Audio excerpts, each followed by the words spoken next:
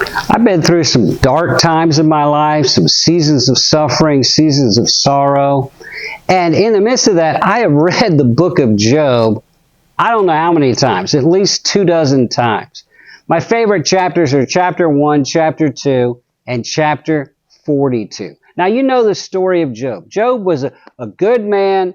He was a godly man. He was a father. He was a husband. And he was a businessman. In fact, he's considered possibly the best businessman in the world at that time, the biggest business in the world at that time, back in the times of Abraham is when Job lived.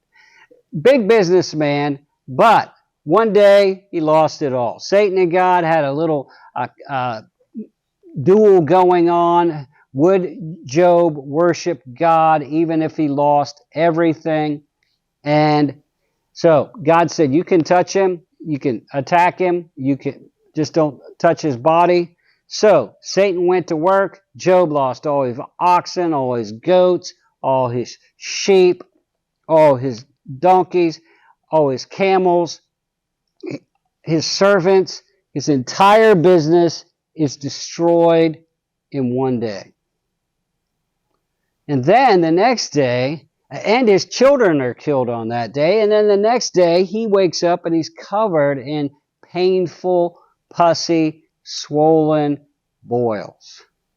He is suffering.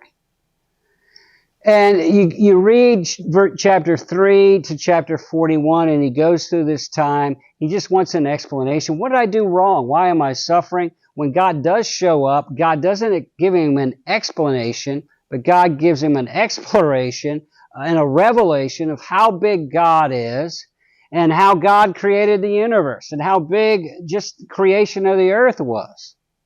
Well, as a result of that, his hardship and seeing God in his hardship, Job was humbled.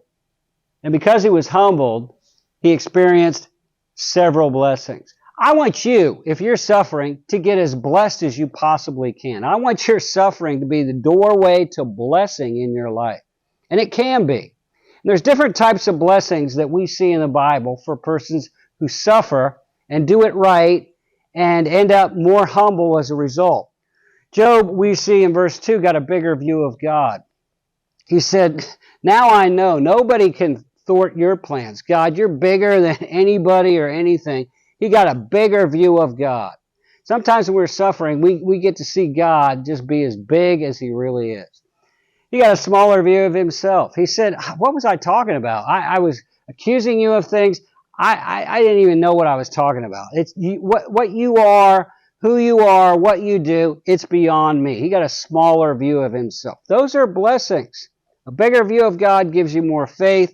A smaller view of self gives you a more realistic view, a greater dependency upon God. And then in verse 5, he says, prior to this suffering, it was as if I'd heard of you with my ears, but now I've seen you with my eyes. I am closer to you. How many people, if you ask them, what was the thing that got you to God? What was the thing that brought you closer to God? Most people will say their season of suffering. It gets us closer to God. And it brings many blessings. Chapter 42, we also find, and we'll talk about this tomorrow, it brought double blessing into Job's life on many areas. So lots of blessings. Let's talk about some of them. Isaiah 57:15. It says, thus says the high and lofty one who inhabits eternity, whose name is holy. I dwell in the high and holy place with him also, who is of a contrite and broken heart.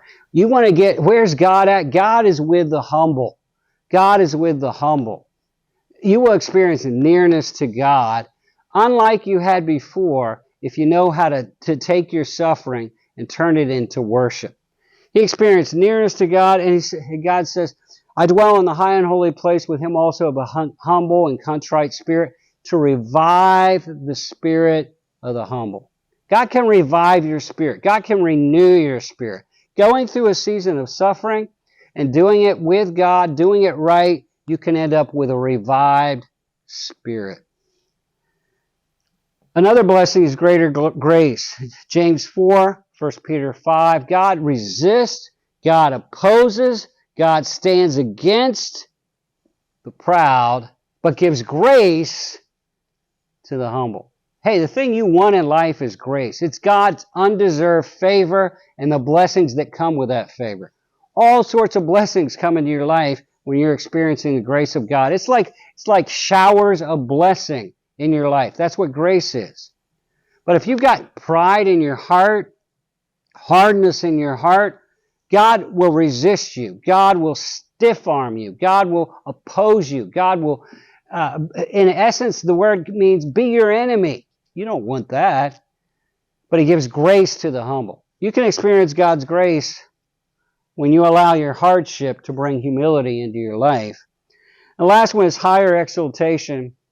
It says in Matthew 23 that the proud will be opposed and will be humbled. They will be brought down, but the humble will be exalted. They will be lifted up. It could be in your spiritual life. It could be in your relational life, your family life, your business life, your ministry life. But you will experience being exalted at a higher level if you go through your suffering, your hardship, with an attitude of humility. So I just want to call on you right now to humble yourself in the midst of your suffering, in the midst of your sorrow. Realize God is big and you are small and you need God, and God is bigger than your problem, bigger than your pain, and turn to Him. I'm Dave Early. We do this type of Bible teaching on a daily basis. You can join us on Facebook or YouTube. Follow us on Facebook. Subscribe to our YouTube channel. Share these videos with your friends. Put them on your page. Allow God to use you to be a blessing to somebody else.